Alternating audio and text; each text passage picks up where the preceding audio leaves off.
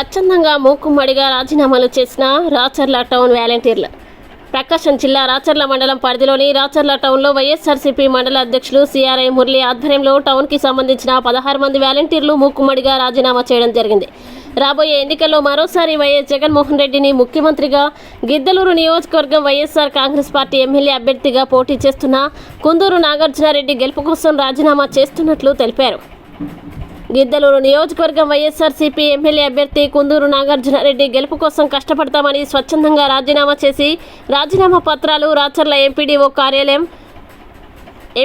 కార్యాలయంలో సూపరింటెండెంట్ వెంకట్రామిరెడ్డికి తన రాజీనామా పత్రాల్ని సమర్పించడం జరిగింది.